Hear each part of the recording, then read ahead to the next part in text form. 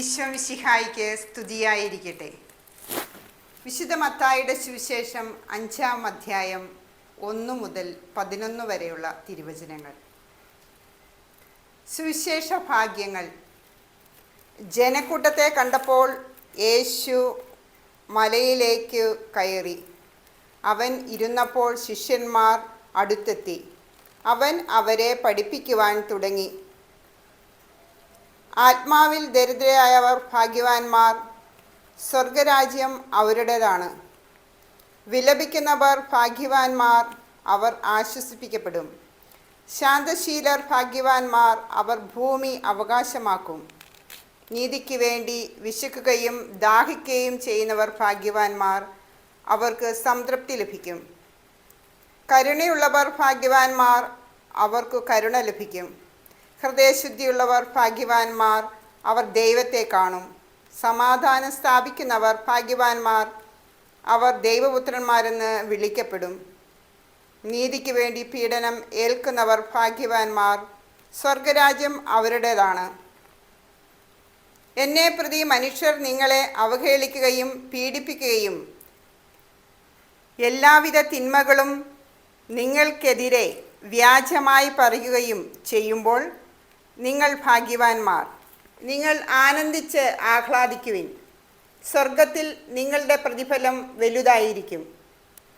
നിങ്ങൾക്ക് മുമ്പുണ്ടായിരുന്ന പ്രവാചകന്മാരെയും അവർ ഇപ്രകാരം പീഡിപ്പിച്ചിട്ടുണ്ട്. നമ്മുടെ കർത്താവായ ഈശോ മിശിഹായിക്ക് സ്തുതി. വിശുദ്ധ മത്തായി ശ്ലീഹ എഴുതിയ സുവിശേഷ ഭാഗങ്ങളാണ് നാം ഇവിടെ വായിച്ചു കേട്ടത്. ഈശോ അവരെ കണ്ടപ്പോൾ മലയിലേക്ക് കയറി.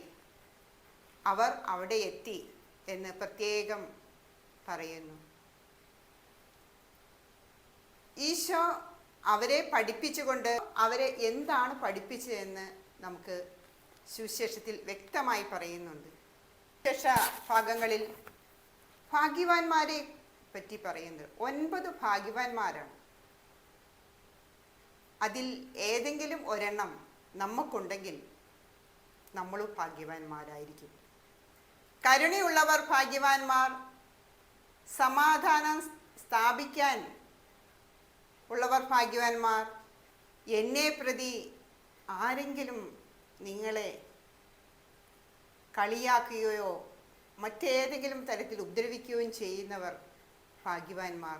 ആനന്ദിച്ച് ആഹ്ലാദിക്കുവിൻ എന്ന് ഈശോ പറയുന്നുണ്ട്. 9 സ്ഥലത്താണ് ഈശോ ഭാഗ്യവാന്മാരെ പറ്റി വിശുദ്ധ സുവിശേഷത്തിൽ പറയുന്നത്. വിശുദ്ധ മത്തായിയുടെ സുവിശേഷത്തിൽ ഇപ്രകാരം ഭാഗ്യവാന്മാരെ പറ്റി പറയുന്നു. 9 പ്രാവശ്യം ഭാഗ്യവാന്മാർ. നമ്മുടെ ഈ കാലഘട്ടത്തിൽ, യുദ്ധങ്ങളുടെ ഭീഷണി അനുഭവിക്കുന്ന ഈ കാലഘട്ടത്തിൽ സമാധാനത്തിന് വേണ്ടി നാം എല്ലാവരും പ്രത്യേകം പ്രാർത്ഥിക്കണം. രാജ്യങ്ങൾ തമ്മിലുള്ള യുദ്ധം ഒഴിവാക്കുവാൻ, സമാധാനം സ്ഥാപിക്കുവാൻ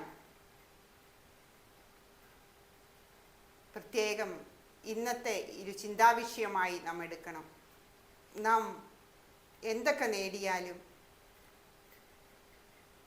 സ്ഥാനമാനങ്ങൾ നേടിയാലും സമാധാനത്തോടെ നമുക്ക് ജീവിക്കുവാൻ പറ്റിയില്ലെങ്കിൽ നമ്മൾക്ക് എന്താണ് നമ്മുടെ ജീവിതം? ജീവിതത്തിൽ സമാധാനവും സന്തോഷവും ആഗ്രഹിക്കാത്തവർ ആരെങ്കിലുമുണ്ടോ നമ്മുടെ ഇടയിൽ? യേശുവിൻ്റെ വചനങ്ങൾ അനുസരിച്ച്, സുവിശേഷ വചനങ്ങൾ അനുസരിച്ച് ഇന്നത്തെ വചനഭാഗത്തെ നമുക്ക് മുറുക്കെ പിടിക്കാം. കരുണയും സ്നേഹവും സമാധാനവും സന്തോഷമുള്ളൊരു ജീവിതം നമുക്കെല്ലാവർക്കും ഉണ്ടാകട്ടെ എന്ന് പ്രാർത്ഥിച്ചുകൊണ്ട് നമുക്ക് കിട്ടിയ വചനത്തെ ഓർത്ത് ഈശോയ്ക്ക് നമുക്ക് നന്ദി പറയാം. രാജ്യങ്ങൾ തമ്മിലുള്ള യുദ്ധങ്ങളും എല്ലാം ഒഴിവാക്കുവാൻ പ്രത്യേകം ഈ നോമ്പ് കാലഘട്ടത്തിൽ നമുക്ക് ഓരോരുത്തർക്കും പ്രാർത്ഥിക്കാം. ഈശോ മിശിഹായിക്ക് സ്തുതിയായിരിക്കട്ടെ.